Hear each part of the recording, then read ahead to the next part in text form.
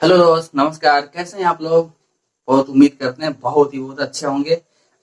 आइए, आज का टॉपिक है हमारा गोलीय दर्पण। पिछले क्लास में हम पढ़े थे कि जो दर्पण होता है कितने प्रकार के होते हैं। ठीक है, तो हमने जाना था कि समतल दर्पण और गोलीय दर्पण। तो कल इसके पिछले क्लास में हम लोग समतल दर्पण को डिफाइन किए थे।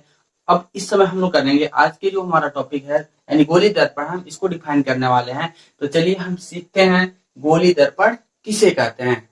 तो देखिए, जो गोलीय दर्पण है, गोली दर्पण में कहेंगे ऐसा दर्पण जिनका परावर्तक पृष्ठ क्या हो, गोली हो, उसे क्या कहेंगे? गोली दर्पण कहते हैं।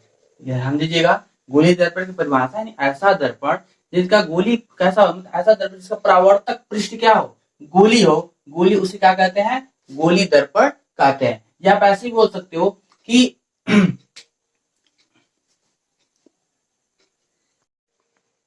चलिए फ्रेंड, देखिए, ध्यान दीजिएगा, यानी यही रहा आपका गोली दर्पण। ऐसा दर्पण जिसका परावर्तक पृष्ठ क्या हो, गोली होता है, क्या कहलाता है?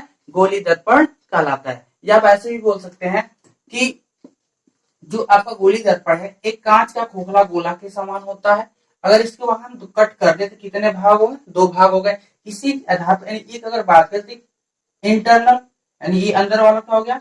अंदर वाला भाग, दो, एक अंदर का और एक अंदर, और एक कौन सा?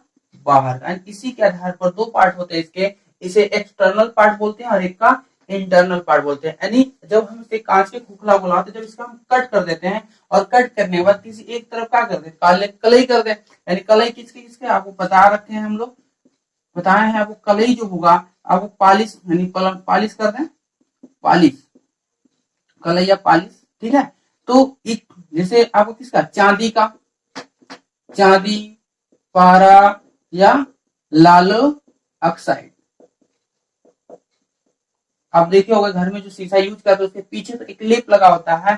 ठीक है, वो किसका हो सकता है? लाल ऑक्साइड, पारा या चांदी का। ठीक है, तो जब हम गोली दर्पण को एक कांच के खोखले गोले के समान होता है, जब इसको हम कट कर देते हैं तो दो पार्ट बनते हैं, एक इंटरनल और एक एक्सटर्नल, यानी एक बाहर और एक अंदर की तरफ। ठीक है, अब इसी के आधार पर जो आपका गोली दर्पण होता है वो कितने प्रकार का होता है? तो दो प्रकार का होता है। अब कौन कौन देख लेते हैं।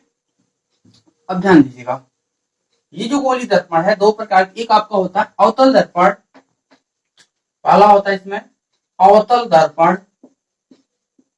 अवतल दर्पण जिसे बोलते हैं कॉनकेव मिरर,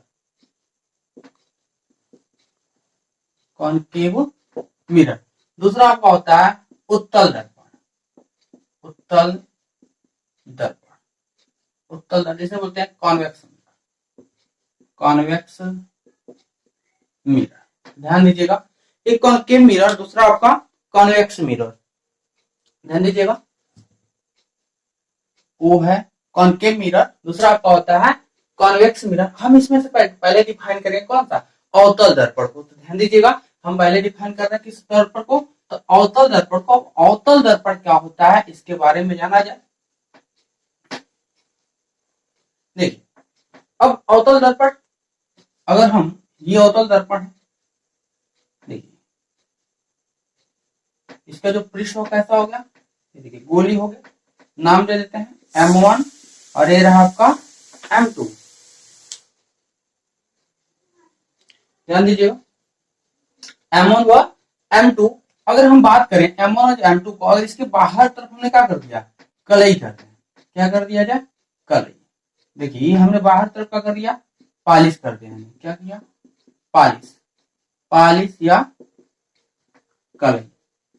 तो हमने एक तरफ का कलई किया, तो ये जो पृष्ठ बना, ये जो पृष्ठ बना क्या बना गया? परावर्तक पृष्ठ, परावर्तक पृष्ठ। जो परावर्तक पृष्ठ बना, जाहिर से जो भी प्रकाश किरणें जब जाएंगी तो उससे टकरा क्या होंगे, रिटर्न होंगे। तो देखिए, ये मान लीजिए कोई प्रकाश ऐसे आ गया, तो जाहिर सी बात है एक इसको हमको क्या खींचना पड़ेगा, अभिलंब, क्योंकि प्रकाश के परावर्तन के नियम भी फॉलो करता है। ये देखिए, ये वाला जो कोण बना आई, तो ये वाला कोण कितना बन गया, आर। तो ये रहा आपका अवतल दर्पण का चित्र है, फिगर है कि M1 M2 क्या अवतल दर्पण मानेंगे कि गोली दर्पण है। ठीक है, गोली में कौन सा, अवतल दर्पण का। अब इसमें हम कोई प्रकाश से आपतित करा रहे हैं, तो कराने के बाद देखिए क्या हुआ, आई, और इस वाले क्या बोल दिए, आर, यानी आपतित करते वाला कौन, परावर्तित किरण। यानी इस वाले को आई बोलते, इस वाले को आर बोलते। और आपतन जो परावर्तन का नियम था वो भी तो सेम ऐसे ही था। देखिए ये आई और ये आर, ये आपका अभिलंब, ठीक है। तो ये आपतित किरण, ये वाला परावर्तन, सेम डायरेक्शन में यहां देख लीजिए ऐसे करके हुआ, ठीक है। देखिए ये रहा आई और ये रहा आपका आर। तो यहाँ पर जो दर्पण है मतलब जो पृष्ठ है कैसा है, गोली है। कैसा है, गोली है। तो इसे बोलते हैं, हम क्या कहते हैं, अवतल दर्पण। परिभाषा ध्यान दीजिएगा, सुनिएगा। यानी ऐसा दर्पण, ऐसा गोलीय दर्पण बोल सकते हैं, ऐसा दर्पण कह सकते हैं, ऐसा दर्पण जिसमें प्रकाश का परावर्तन अंदर की ओर से हो तथा उभरे हुए तल पर पालिश की गई हो, तो ऐसे दर्पण क्या बोलेंगे, अवतल दर्पण। ध्यान दीजिएगा, वह गोली दर्पण जिसमें प्रकाश का प्रवर्तन, रिपीट करते हैं, सुनिए, वह गोली दर्पण जिसमें प्रकाश का परावर्तन अंदर की ओर यानी दबी हुई सतह से हो तथा उभरे हुए तल पर पालिश की गई हो, तो ऐसे दर्पण क्या बोलते हैं, अवतल दर्पण कहते हैं। ठीक है, अब आगे ध्यान दीजिए। इस अवतल दर्पण को यानी इसे अभिसारी दर्पण भी कहते हैं।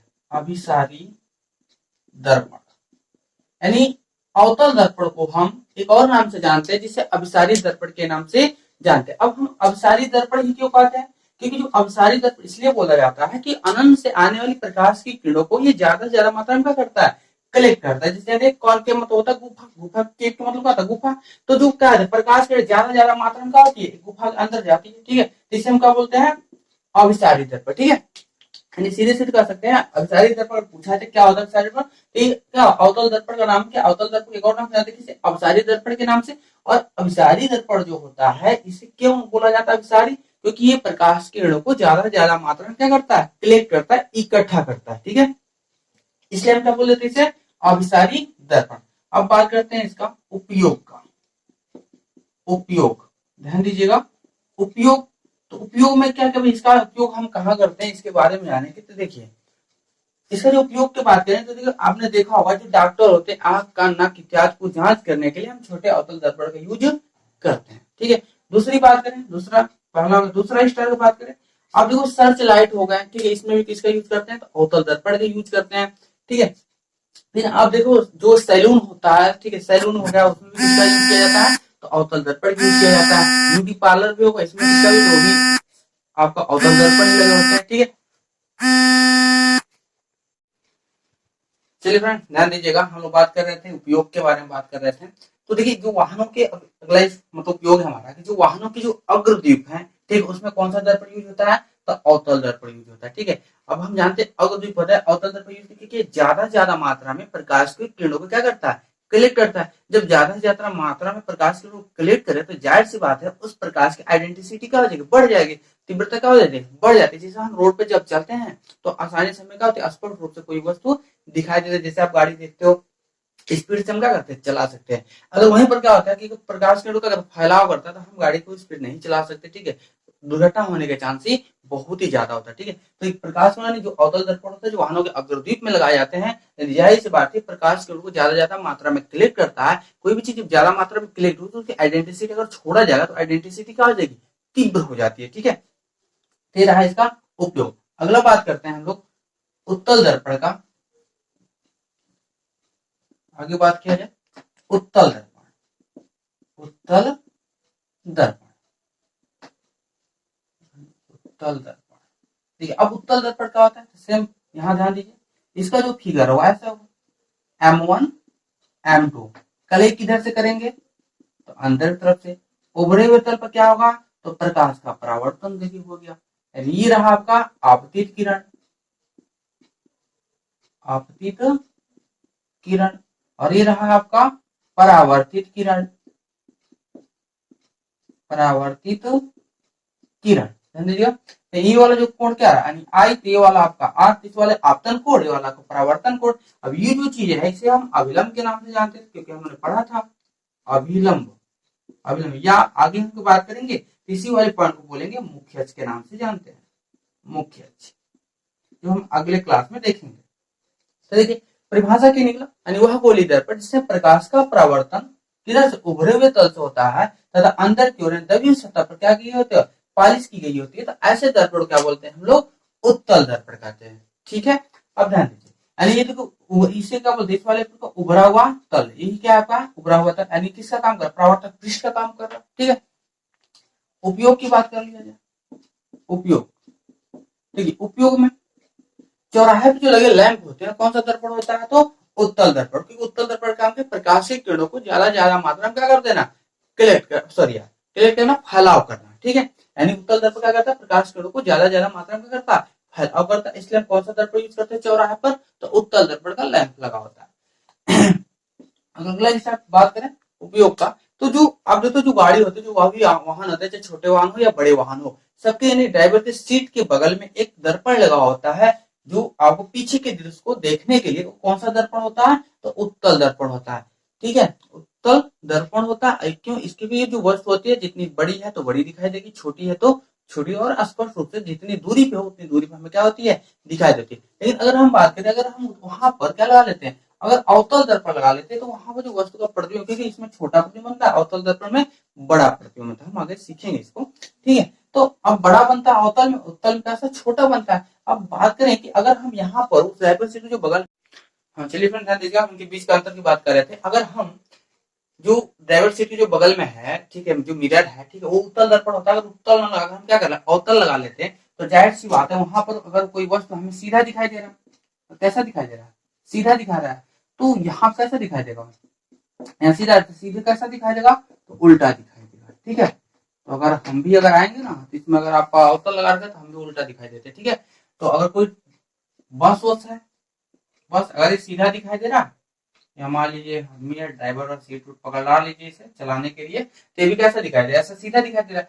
लेकिन जब हम अवतल लगाते तो सीधा कैसा हो जाता है, ये उल्टा, पहिए ऊपर, पूरा बॉडी नीचे। ठीक है, तो ये आपको होता है। ठीक है, समझ में आ गया होगा अवतल और उत्तल क्या होते हैं, इसके बारे में डिफाइन कर दिए हम लोग, और अच्छे से आप उम्मीद कर रहे हैं कि आप सीखे होंगे, और कोशिश कीजिए सीखने का। ठीक है, और जो भी आपको दिक्कत होगा, कोई भी अगर समझ में नहीं आवा, तो कमेंट के माध्यम से आप बता सकते हैं। ठीक है, और आप मेहनत कीजिए। ठीक है, और गर्मी तो आज बहुत ज्यादा ही है, ध्यान दीजिएगा। ठीक है, तो यहाँ मत फिक्र रहिए कि यहाँ सीधा यहाँ उल्टा दिखा रहा है, कंडीशन है, अगर ऐसा लग जाता तब दिखाई देता। ठीक है, उम्मीद करते हैं वीडियो आपको पसंद आया होगा, और आप शुरू से लेकर अंतिम मतलब लास्ट तक इस वीडियो को देखिए, और थैंक यू आपका।